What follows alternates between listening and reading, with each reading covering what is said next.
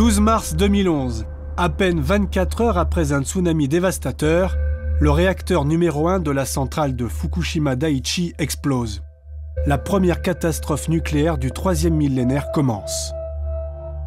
Dans les jours suivants, 2 autres réacteurs sont endommagés, libérant des milliards de particules radioactives dans l'environnement.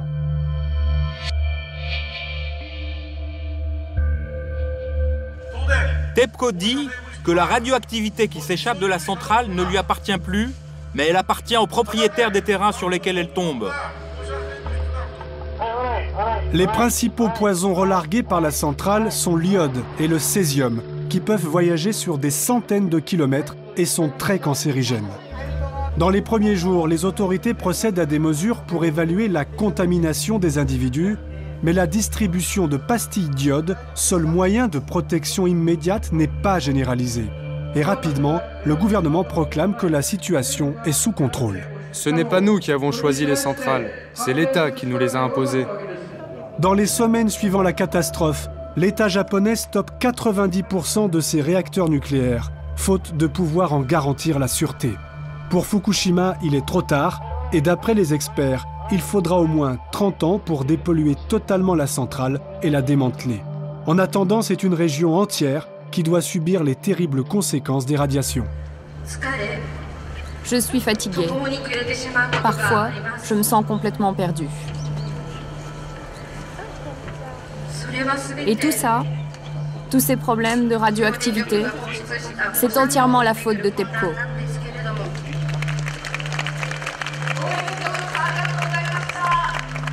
La colère gronde dans un pays d'ordinaire très soumis à l'autorité, car plus d'1 million de Japonais vivent dans des zones gravement contaminées par la catastrophe nucléaire.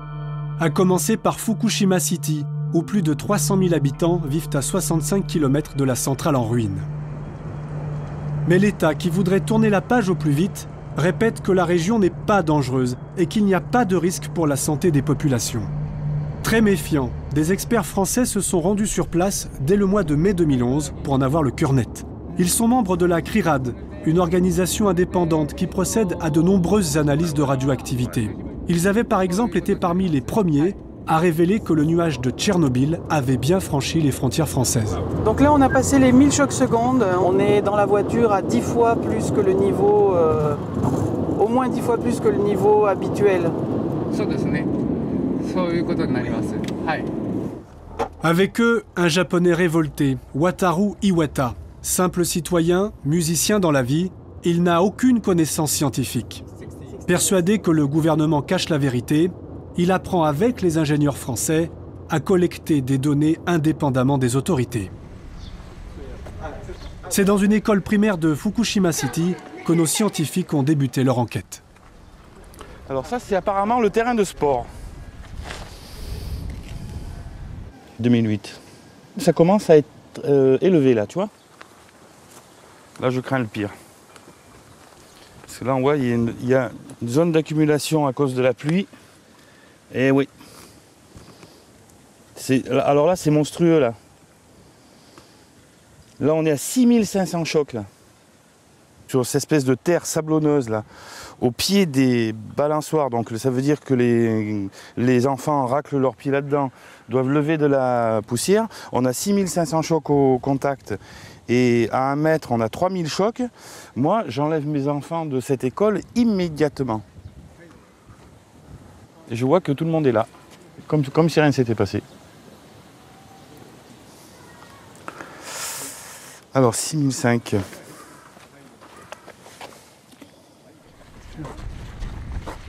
Globalement, là, le terrain de foot, on est entre 2007 et 3500 chocs. Au contact. Hein. Au contact, c'est-à-dire... Wataru n'est encore que simple assistant. Il se forme chaque jour pour pouvoir apporter des réponses aux habitants de Fukushima. Car c'est ici qu'il vit. Il connaît mieux que personne les inquiétudes des mères de famille. Il y a des radiations ici, c'est certain.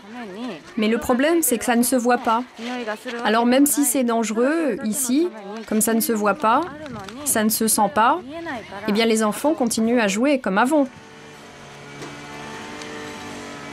8000, 7000, 6009, 7000, 8000, 8004, 5000, 4008. Les autorités disent que c'est un lieu sûr. Pourtant, les mesures disent que c'est dangereux ici. Alors sur quoi ils se basent pour affirmer que c'est sûr? Nous ne sommes pas des spécialistes. Moi, je ne suis qu'une mère de famille. Et je n'y connais rien. Il y a beaucoup de parents qui ne reçoivent aucune information. Ça les angoisse.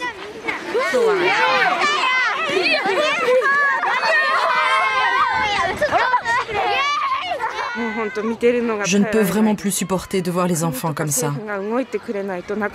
Nous ne sommes que des pauvres gens. On ne peut rien faire. Mais le pays ne fait rien non plus. Je voudrais que l'État prenne vite des décisions pour nous aider. Il faut qu'il fasse vite. On en a besoin. Malheureusement, le gouvernement n'a rien fait pour Fukushima City. Les écoles sont restées ouvertes car les autorités estiment que la ville est hors de danger. Nous y sommes retournés près d'1 an après l'accident et la situation est toujours aussi critique. Malgré les mois qui passent, les niveaux de radioactivité n'ont pas baissé. Et pour cause, le césium, principal élément radioactif échappé des réacteurs, est très tenace. Partout où il s'est déposé, il faudra 30 ans pour que la radioactivité diminue seulement de moitié. Dans ce jardin d'enfants de Fukushima, officiellement décontaminé, nous mesurons les radiations en temps réel. Et les taux sont terrifiants. Jusqu'à 6,35 microsieverts par heure au pied de ce toboggan. C'est 100 fois plus que la radioactivité naturelle mesurée en France. Depuis le début, l'État sous-estime totalement l'ampleur de la contamination. Ainsi a-t-il défini des zones de risque par cercle concentrique. Et seul un rayon de 20 km autour de la centrale a été vidé de ses habitants et interdit d'accès. Pourtant, les autorités disposaient d'un logiciel nommé Speedy qui indiquait clairement que le vent avait poussé les dangereuses particules radioactives jusqu'à plus de 80 km. S'ils avaient informé la population, on aurait compris que la radioactivité ne se propage pas du tout en cercle. Et on aurait su bien plus tôt dans quelle direction le vent la poussait et sur combien de kilomètres les substances ont été étalées. Ainsi, on aurait pu savoir précisément quels habitants devaient impérativement se réfugier. Mais au début de la crise, par peur de créer la panique, le gouvernement a décidé de ne pas publier les résultats du logiciel Speedy. Et au lieu de donner les vraies informations, ils ont évacué les habitants autour de la centrale en fonction de simples cercles. C'est une mesure qui n'est absolument pas scientifique. Le professeur Koide est l'un des seuls scientifiques à oser remettre en cause le message du gouvernement. Il l'a d'ailleurs payé cher. Exilé, il travaille seul, dans un laboratoire vétuste loin du centre de Kyoto. Mais rien n'arrête sa détermination contre la politique nucléaire nippone. Pour les habitants du Japon, il y avait une loi affirmant qu'on n'a pas le droit d'être irradié, ni d'irradier quelqu'un au-delà de 1 millisieverts par an. Mais après avoir vu ce qui s'était passé, le gouvernement a mis au rebut toutes les lois sur le sujet. Ils ont commencé à dire qu'on serait obligé d'être irradié à bien plus d'1 millisieverts par an. Et désormais, on accepte que les habitants vivent dans des zones où la Terre est polluée à plus de 40 000 becquerels par mètre carré. J'ai compris malheureusement que le Japon n'était plus du tout régi par la loi. Seul le cercle des 20 km autour de la centrale nucléaire reste interdit d'accès. Mais au-delà, l'État estime que la vie peut reprendre normalement son cours, en dépit des radiations. C'est le cas à Minamisoma. À 2 pas du checkpoint, le gouvernement a construit des habitations temporaires pour reloger les réfugiés du tsunami qui ont tout perdu. Après le traumatisme du séisme, ils doivent désormais vivre sous la menace permanente d'une centrale qui continue à fuir.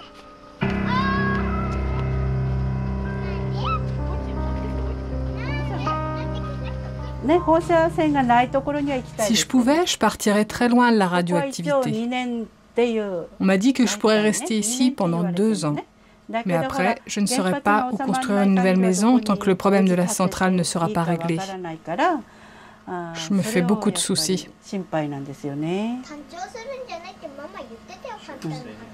Est-ce que vous sortez souvent dehors ici? Non, non, non, elles sortent pas. Je sors que pour accompagner ma grand-mère. Sinon, je ne marche pas dehors, même pas pour aller à la boutique pas loin d'ici. Mais vous vous amusez un peu quand même? On s'amuse, oui, un peu. Mais la maison est trop petite pour jouer, hein? De temps en temps, on essaye de sortir. Avant, pour le Nouvel An, j'étais partie en vélo pour aller lancer des cerfs-volants à Haramachi. Mais maintenant, on ne peut plus faire de vélo. Parce qu'il est radioactif, mon vélo. Mais le tsunami, il l'a emporté, ton vélo. Je n'ai plus de nouveau vélo. À la maison, je n'ai qu'un vieux vélo. L'angoisse des familles est compréhensible. Depuis le 19 avril, au mépris des normes internationales, le gouvernement japonais a décrété que la dose annuelle maximale admissible ne serait plus de 1, mais de 20 millisieverts pour tous, femmes, enfants, vieillards. L'objectif inavoué, ne pas devoir évacuer de nouvelles zones, en particulier Fukushima City. Pour faire face à cet ennemi inodore et invisible et connaître la réalité de la contamination, Wataru Iwata a pu mettre en place son propre laboratoire dès le mois de juillet 2011, le CRMS. C'est ici que nous avons installé notre laboratoire. Ça, c'est notre détecteur avec sa protection en plomb. C'est une protection très primitive que nous avons. C'est lourd.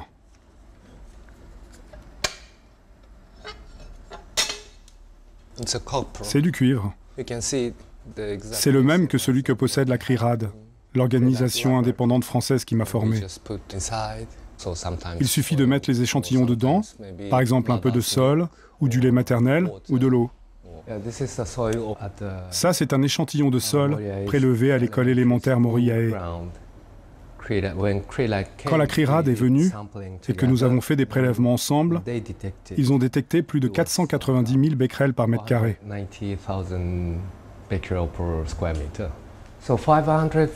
Il faut se rappeler que 500 000 becquerels par mètre carré, c'était le critère d'évacuation en Biélorussie 5 ans après l'accident de Tchernobyl. Au-delà de cette limite, les gens étaient forcés d'évacuer.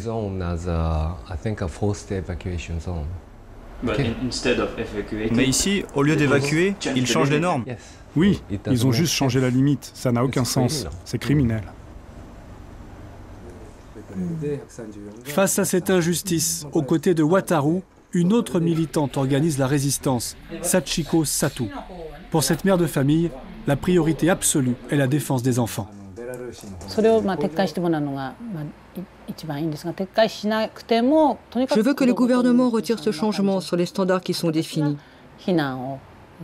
Il devrait au moins reconnaître le droit à évacuer pour les enfants, les femmes enceintes et les jeunes filles, et leur donner des compensations financières pour ça.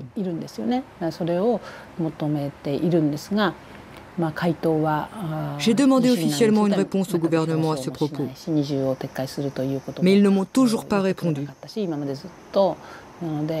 Notre nation ne protège pas son propre peuple, et en particulier ses enfants. Alors à quoi ça sert qu'ils existent?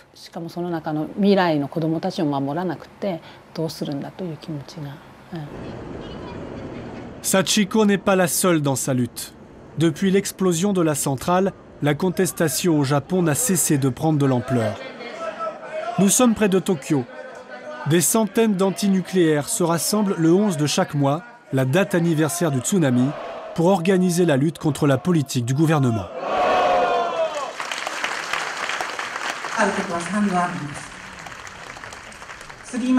Il y a eu 3 Mile Island, Tchernobyl, Fukushima.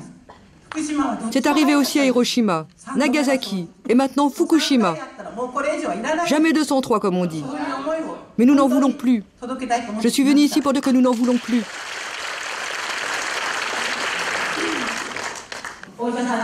Si on dit au médecin que la diarrhée ou les saignements de nez ne s'arrêtent pas, il va nous dire qu'il n'y a pas de rapport avec les radiations. C'est toujours la même réponse. Toutes les mères sont inquiètes. Il conclut en disant « Si vous n'arrêtez pas de vous inquiéter, ça ne se soignera pas ». Il ne dit que des choses horribles. Puisque le gouvernement central ne se soucie pas du sort des enfants de Fukushima, Sachiko Sato s'est rendue dès l'été 2011 directement au Parlement. Elle a placé face à face les politiciens et les premières victimes des radiations. Les enfants sont venus avec des lettres, témoignages de leurs inquiétudes et de leur tristesse au quotidien. Ça fait plus de 5 mois que les enfants vivent sous l'influence de la radioactivité. Les adultes ont souvent l'occasion d'exprimer leur opinion, mais pas les enfants. Dans notre cœur, nous avons pensé qu'il fallait absolument préparer un endroit comme ça, pour que les enfants puissent donner leurs sentiments au gouvernement. On a réussi à mettre ça en place. Et aujourd'hui, nous les adultes, on est là pour les soutenir. C'est pour ça que je suis ici. Les représentants des différents ministères s'installent, sans aucun regard pour les enfants. L'ambiance est très tendue. Une adolescente ose la première question. Ça fait plus de 5 mois depuis le séisme. Vous savez combien de personnes habitent autour de Fukushima? Est-ce que vous pouvez imaginer combien de personnes vivent enfermées chez elles depuis ce temps? J'aimerais que vous tous, ici, compreniez les sentiments de tous ceux qui ont dû être évacués à cause de la centrale de Fukushima. Le gouvernement dit tout le temps que c'est sûr, alors que les enfants restent toujours à la maison. Ils ne peuvent pas aller à la piscine et ils doivent toujours porter un masque. Donc moi, je ne peux pas croire quand vous dites que c'est sûr, alors que vous avez augmenté les normes de radioactivité tolérables. Vous dites ça, mais même nous les collégiens, on se rend compte que c'est faux. Est-ce que pour vous, l'argent est plus important que les gens qui habitent à Fukushima? S'il vous plaît, ne blessez plus aucun de mes amis.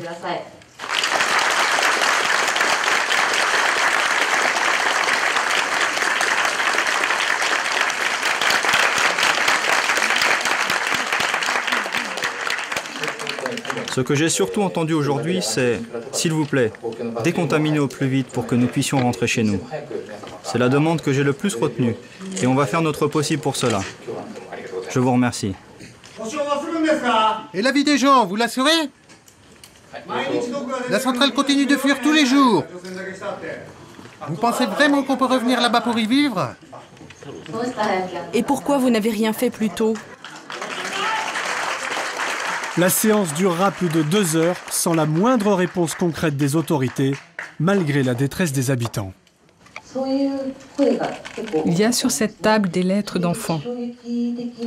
Celle qui m'a le plus marquée, c'est cette petite fille de 9 ans qui demande « Est-ce que je vais accoucher d'un enfant normal ?»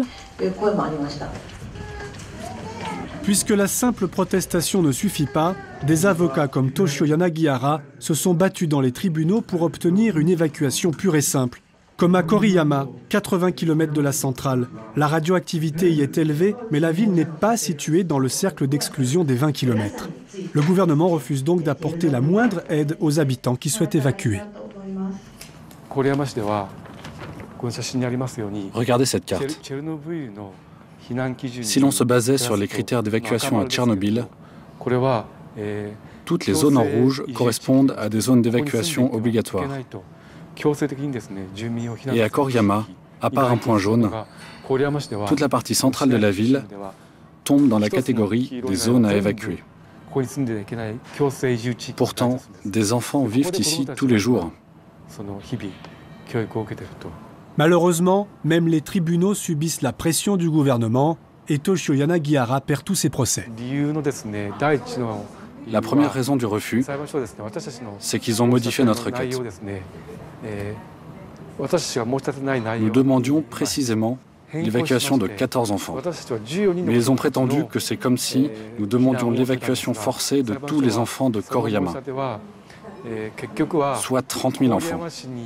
Et puis ils nous ont demandé de prouver qu'il y a des dommages visibles immédiatement sur la santé des enfants. Selon eux, s'il n'y a pas d'effet immédiat ou si la radioactivité ne dépasse pas 100 millisieverts par an, alors il n'y a pas de danger et la ville n'a pas obligation de faire évacuer qui que ce soit. Donc nous avons perdu le procès.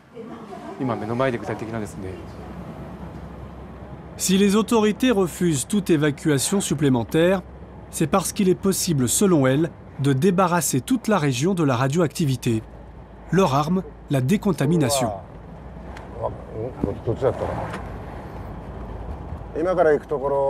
Vous voyez là, ce sont des maisons qu'on a déjà décontaminées. Nous avons pu suivre dans les environs de Fukushima City le responsable local de la décontamination, Toshiaki Kusano. Le gouvernement est persuadé de l'efficacité de la décontamination pour se débarrasser du césium. Mais la réalité du terrain est radicalement différente. Quelle quantité! Ça en fait du travail manuel. Seul le grand-père vit encore ici. Le reste de la famille a fui par peur des radiations. Il faut 3 jours à 1 semaine pour nettoyer une seule demeure et retirer la couche de terre polluée autour de la maison. Le plus difficile à décontaminer, ce sont les tuiles du toit. Car ces tuiles, elles sont faites en terre cuite. Et le césium qui a pénétré dedans est très difficile à enlever. La décontamination du toit nous pose problème. Mais vous voyez, le césium qui est imprégné dans les murs est lui aussi difficile à traiter. Car il s'agit d'une maison traditionnelle, avec des murs en terre. Et on ne peut pas déloger le césium. C'est un peu comme avec la terre du sol. Le mieux, ce serait d'enlever le mur. Mais on ne peut pas. Alors nous l'avons simplement lavé, mais je pense que ça n'a pas été très efficace. Voilà. C'est vraiment difficile. Ça ne baisse pas? Non, ça ne baisse pas beaucoup. Même si on enlevait plus de terre? Non, non, ça ne changerait rien. C'est toute la montagne qu'il faudrait nettoyer. Vouloir nettoyer la montagne, une utopie qui révèle toute la difficulté de la décontamination. D'autant que le personnel qui s'en charge n'a aucune qualification.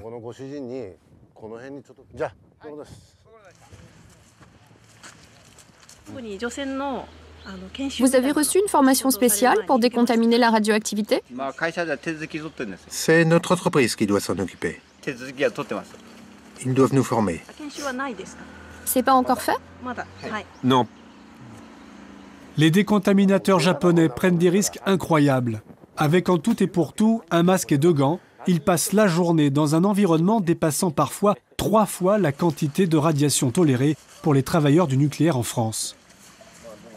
En plus d'une décontamination surréaliste, il faut stocker des tonnes de terre radioactive dans de simples sacs. À l'échelle de la région, il faudrait retirer 28 millions de mètres cubes de terre pour éliminer le césium, mais la place manque. Je pense que bientôt, on n'aura plus de place.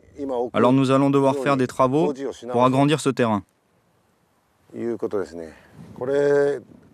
Ici, la radioactivité de chaque sac se situe entre 2 et 9 microsieverts par heure.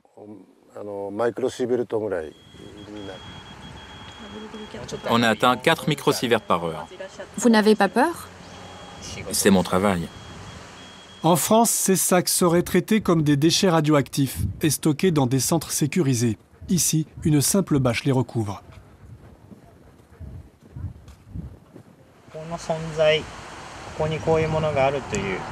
Personne ne sait qu'il y a ce lieu de stockage ici, sauf bien sûr les personnes concernées comme nous. Ce qu'on voudrait, c'est éviter que les gens connaissent l'existence de cet endroit pour qu'ils ne viennent pas y déposer tous leurs déchets radioactifs. Partez vite, s'il vous plaît. Vous êtes une jeune femme, vous ne devriez pas rester là. Le problème des terres contaminées est central dans la région de Fukushima.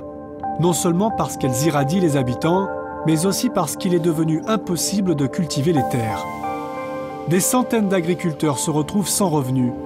Jusqu'à mars 2011, la région de Fukushima était l'un des plus grands vergers et greniers à légumes du Japon. Aujourd'hui, tout n'est que désolation. Là encore, de simples citoyens se sont mobilisés. Masanobu Kano et Soyo Sato ont fondé une association pour soutenir les agriculteurs près de Date, une zone particulièrement contaminée. Nous arrivons chez Mikio Sato. Sa maison a déjà été décontaminée, mais elle se situe dans une zone d'évacuation conseillée. Monsieur Sato est donc réfugié. Il vient ici la journée, mais le soir, il rentre souvent dans une maison provisoire. Aujourd'hui, ils rendent visite à cet agriculteur pour contrôler les taux de radiation et l'aider à se faire dédommager.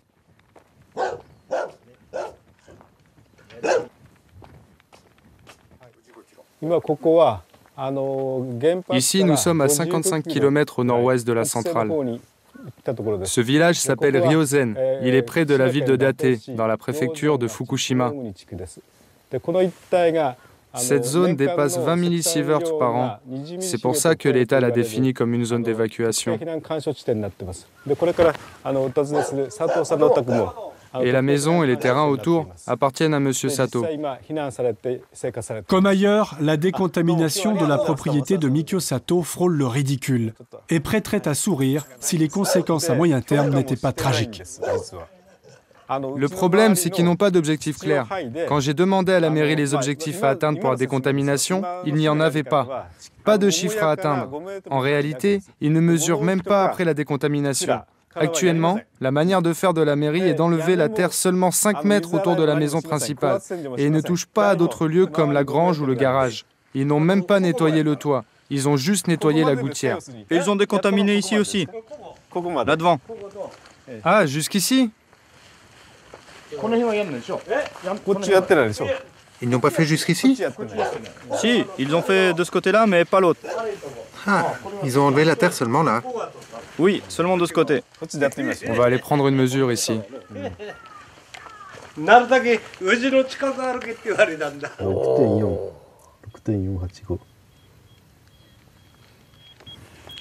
Les gens qui sont venus décontaminer ici, ils m'ont dit de marcher seulement le long de la maison si possible.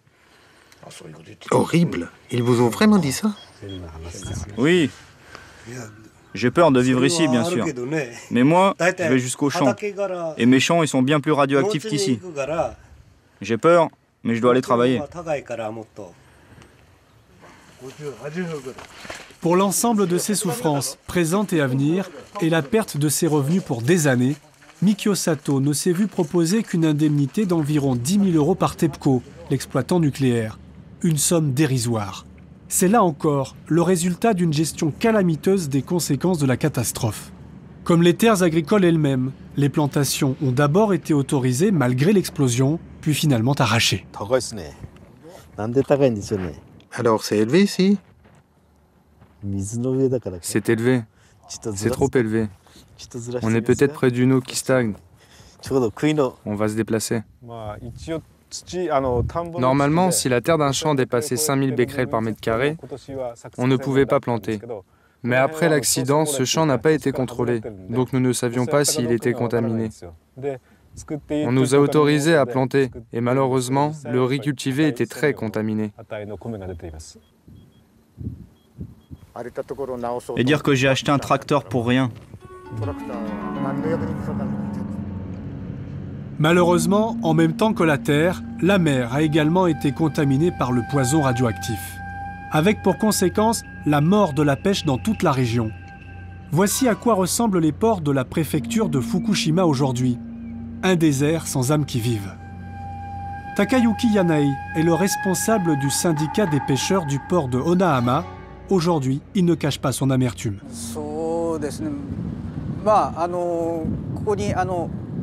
Avant l'accident, d'habitude en cette saison à Onahama, il y a 3 ou 4 chalutiers comme celui-ci pour décharger les poissons.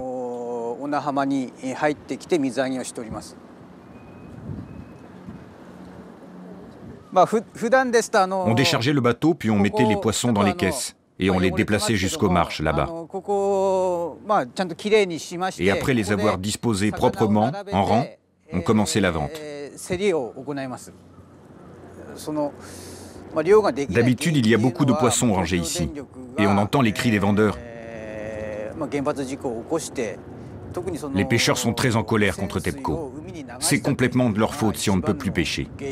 Ils sont responsables de l'accident, et surtout ils ont fait couler énormément d'eau radioactive dans la mer.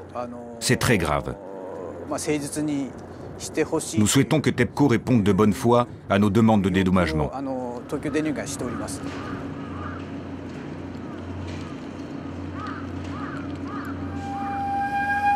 Les rares bateaux qui partent en mer sont utilisés à des fins scientifiques. Nous avons pu embarquer sur l'un d'entre eux. Jamais aucun océan n'a été contaminé comme le sont les environs de la centrale. Suite à la catastrophe, toute l'eau utilisée par TEPCO pour refroidir les réacteurs en fusion a été rejetée en mer.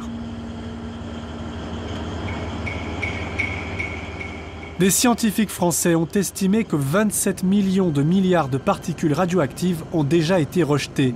Un nombre ahurissant. C'est 20 fois plus que ce qu'affirme l'exploitant TEPCO. Vous voyez, au fond là-bas, c'est la centrale nucléaire de Fukushima. Est-ce que vous continuez à pêcher? On ne sort plus, juste pour faire des prélèvements. Mais depuis mars, on ne pêche plus. C'est un terrible drame humain qui se noue dans cette communauté si dépendante de la mer. D'autant que les compensations allouées par TEPCO n'égalent jamais les salaires avant l'accident.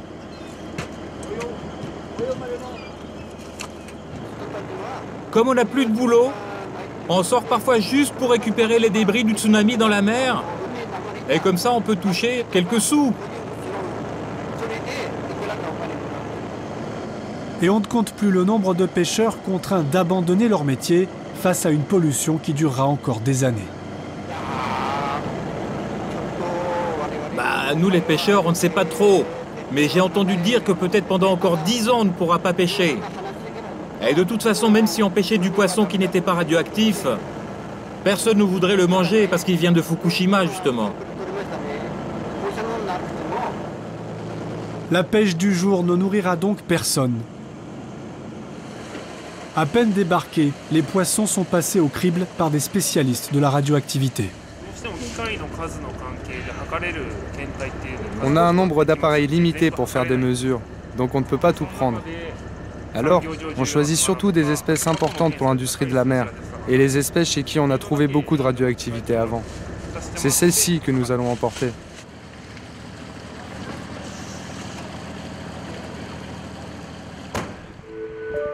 Dans un paysage portant toujours les stigmates de la dévastation engendrée par le tsunami, les poissons prélevés près de la centrale sont embarqués jusqu'à la ville de Koriyama, située à une centaine de kilomètres. C'est là que se trouve le principal centre d'analyse de la préfecture de Fukushima. Riz, viande, poisson, tout aliment local destiné à la vente doit en théorie passer par ici pour être autorisé à la consommation s'il ne dépasse pas une certaine norme sanitaire. Seiichi Takeshi assume la lourde responsabilité de diriger le département radioactivité. Veuillez mettre ces chaussons, s'il vous plaît. Ici, on est au 3e étage. C'est là qu'il y a nos laboratoires dédiés à la radioactivité.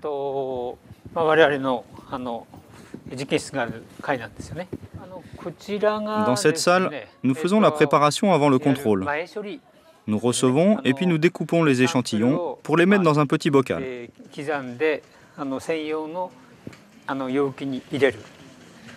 En ce moment, les techniciens sont en train de préparer du poisson. Depuis la catastrophe, ce sont près de 500 échantillons qui déferlent chaque jour. Pour faire face, le centre a dû s'équiper de 10 détecteurs au germanium flambant neuf, les seuls capables de mesurer précisément la contamination par le césium. Et ce rythme de mesure infernal n'est pas prêt de baisser, car un an après, beaucoup de poissons restent impropres à la consommation. Je suis inquiet. Les poissons migrateurs comme le thon, le bonito, le chinchard ou la sardine n'ont plus beaucoup de radioactivité. Mais maintenant, on en détecte chez les poissons qui vivent dans les fonds marins près des côtes. Donc on peut penser qu'il y a de la boue radioactive au fond de la mer et qu'elle ne disparaîtra pas facilement. En fait, il y a du césium qui arrive sans arrêt dans la mer. Il vient des rivières, de la terre ou des conduits d'évacuation de la centrale nucléaire. Ça continue sans arrêt et la boue au fond de la mer ne sera pas déplacée facilement par les vagues. J'imagine que ça va durer encore longtemps.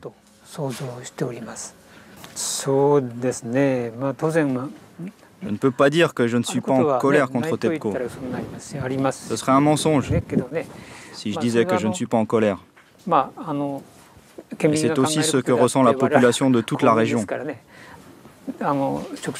Mais moi, je suis fonctionnaire, donc je ne suis pas en position de pouvoir ressentir de la haine.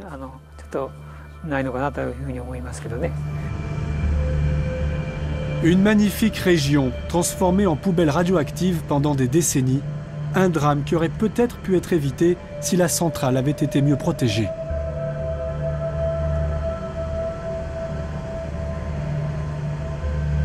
Jiro Yano est un ancien employé de TEPCO. Il a quitté la société suite à la catastrophe, écœuré par la façon dont ses chefs ont géré la crise. Il a cependant conservé des documents prouvant que dès 2009, les spécialistes savaient que la centrale de Fukushima ne résisterait pas à un puissant tsunami. En 2009, il y a une réunion tout à fait officielle à laquelle ont participé TEPCO et l'Agence de sûreté nucléaire. Et ce jour-là, les experts ont présenté un rapport disant qu'il y avait une forte probabilité qu'un tremblement de terre très puissant survienne prochainement dans la région du Tohoku.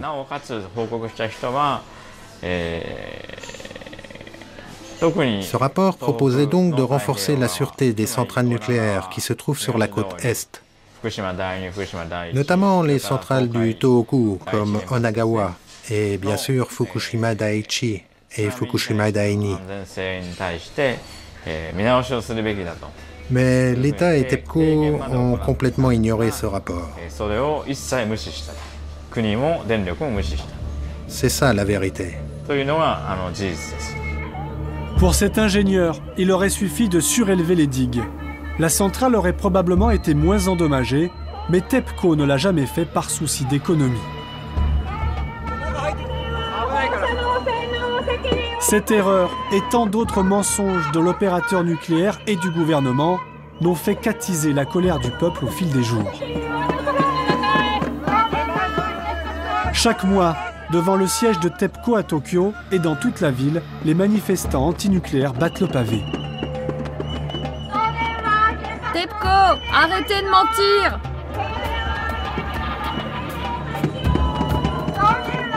TEPCO, vous devez révéler la vérité.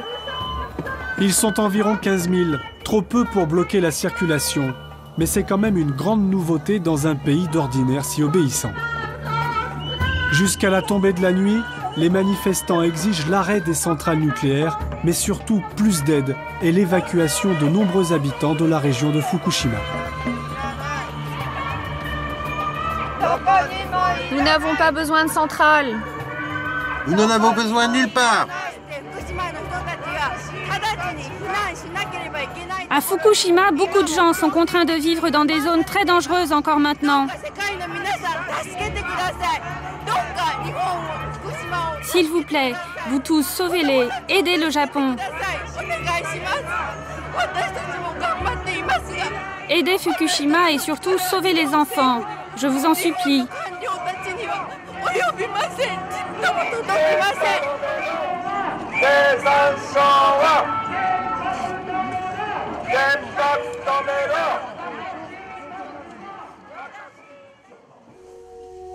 Les habitants de Fukushima sont donc abandonnés à leur triste sort.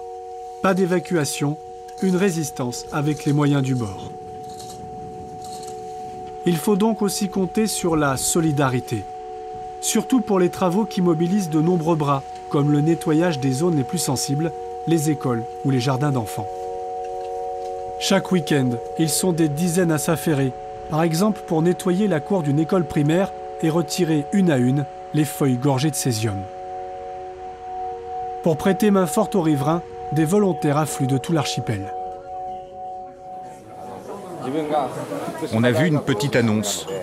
Et comme on voulait se rendre utile, ma collègue et moi, on est tout de suite venus. C'est le moins qu'on puisse faire.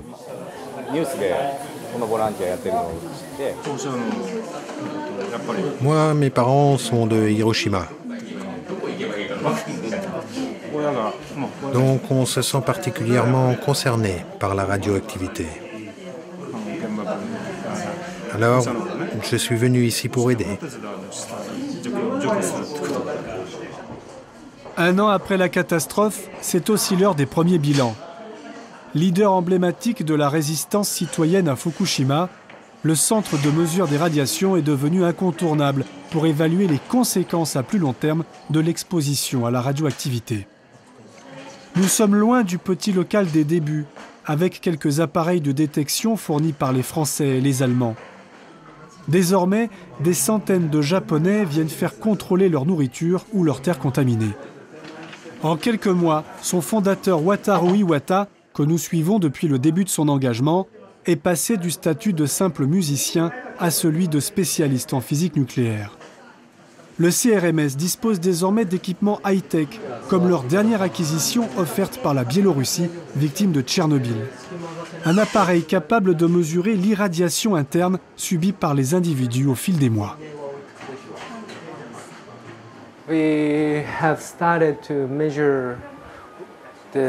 Nous avons commencé à mesurer la radioactivité à l'intérieur du corps avec un Whole Body Counter depuis le 1er octobre. Et nous avons mesuré au moins 1300 personnes jusqu'ici. Ça ne soigne pas, c'est juste une mesure, mais si les données sont utiles aux gens pour prendre des décisions ou mieux surveiller leur mode de vie, c'est déjà très bien.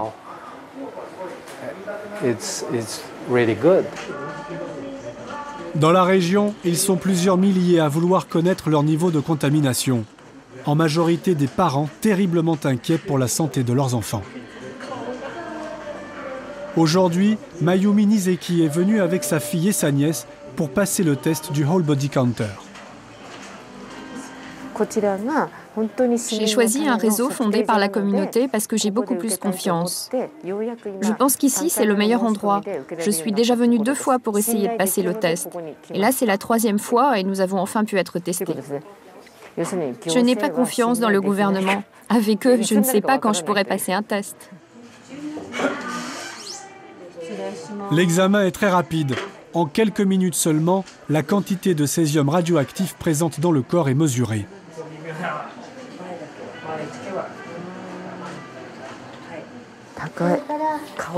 Les résultats ne laissent planer aucun doute sur le danger qu'encourent les habitants de Fukushima. Mon Dieu, excusez-moi, c'est terrible. C'est ma fille qui en a le plus. Kaori, c'est toi qui es la plus irradiée. Vous voyez, si on compare avec ma nièce, qui habite à Sendai, loin d'ici, ma fille a presque 2 fois plus, parce qu'elle reste tout le temps à Fukushima.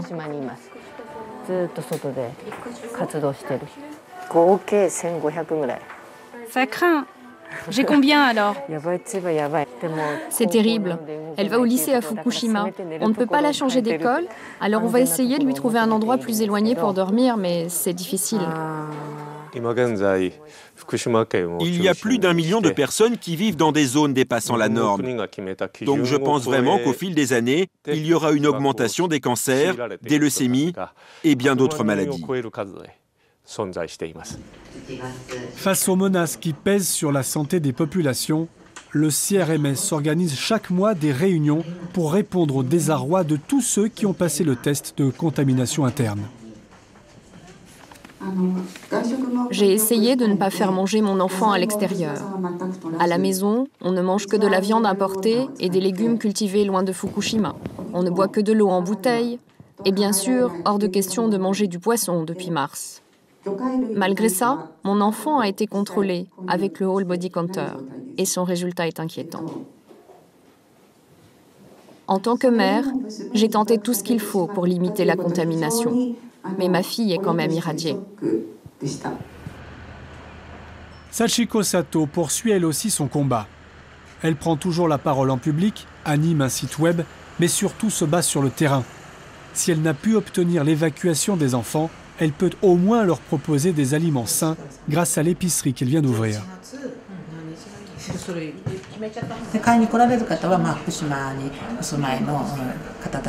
Nos clients habitent à Fukushima City.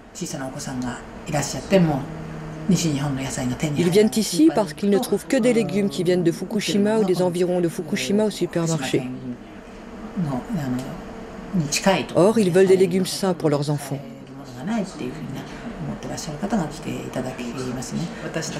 Nous avons donc ouvert cette boutique le 11 novembre, en pensant surtout à la santé des enfants. en proposant des légumes du sud du Japon dont les agriculteurs n'utilisent aucun produit chimique.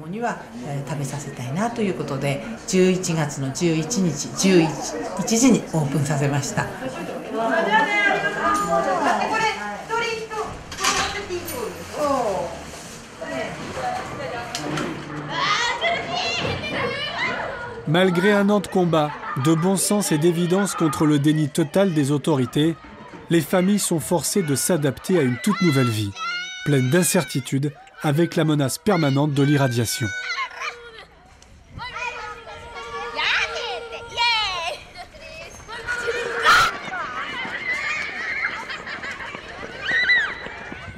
Makoto Takahashi est le proviseur d'une école élémentaire de Soma, à 40 km de la centrale. Pour ses 200 écoliers qu'il adore, il a fait tout ce qu'il pouvait comme décontaminer la cour et y installer un détecteur de radioactivité.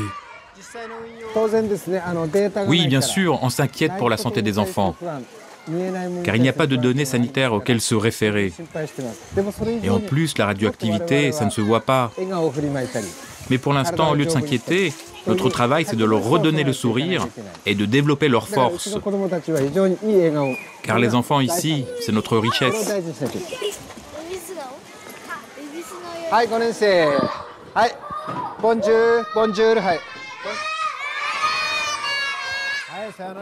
Bien sûr, l'alimentation est également une priorité pour le proviseur.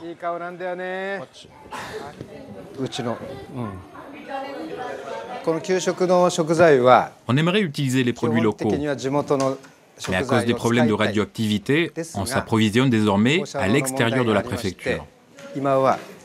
On passe par un marché central qui nous fournit seulement des produits garantis sans radiation. Donc c'est triste de ne pas pouvoir choisir des produits locaux. Mais au moins, on donne des produits sûrs aux enfants. Les enfants eux-mêmes portent chaque jour un dosimètre qui enregistre l'accumulation des radiations. Un appareil qui leur rappelle sans cesse qu'ils mènent une vie anormale. Ici, presque tous les enfants portent un dosimètre. Et on les récupère à intervalles réguliers. Mais nous n'avons pas encore reçu les résultats. Les données sont centralisées ailleurs. Puis nous les envoient, mais ça prend un peu de temps. Malgré les propos rassurants du gouvernement, qui peut nier l'impact de telles radiations sur les enfants pendant des années? Les écoliers eux-mêmes semblent résignés. Tu sais ce que c'est la radioactivité? La radioactivité, c'est ce qui vient avec le vent de là-bas vers la centrale de Fukushima. Si on reçoit de la radioactivité, on peut mourir. C'est dangereux, alors on mesure avec ça pour savoir. J'ai peur avec la radioactivité. On peut tomber malade de cancer ou mourir, donc j'essaye de ne pas avoir plus de radiation.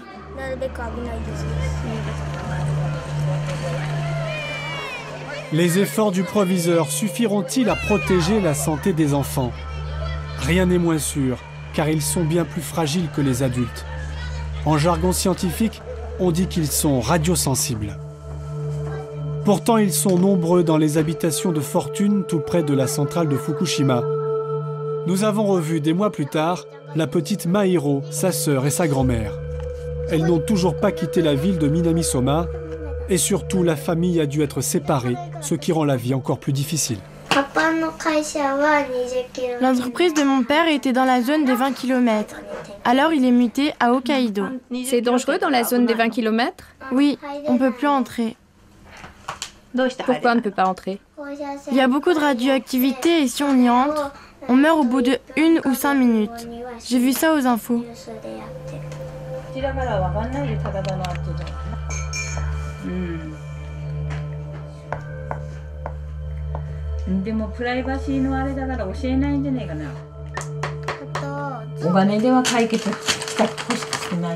Je ne veux pas qu'ils essayent de résoudre ce problème avec l'argent. Je ne veux pas de l'argent. Je voudrais tout simplement qu'ils nous rendent la vie comme avant.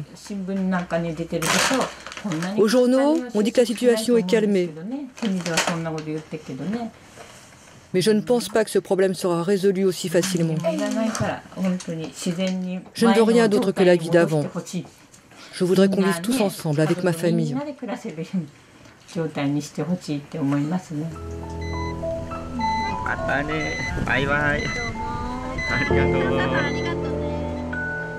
L'avenir s'annonce très sombre à Fukushima. Après Tchernobyl, il aura fallu plus de 20 ans pour constater l'impact terrible des radiations sur la santé des populations, même éloignées de la centrale. Au Japon, pour préserver l'ordre et tourner la page au plus vite, le gouvernement semble être prêt à sacrifier la santé d'une partie de ses citoyens et de ses propres enfants.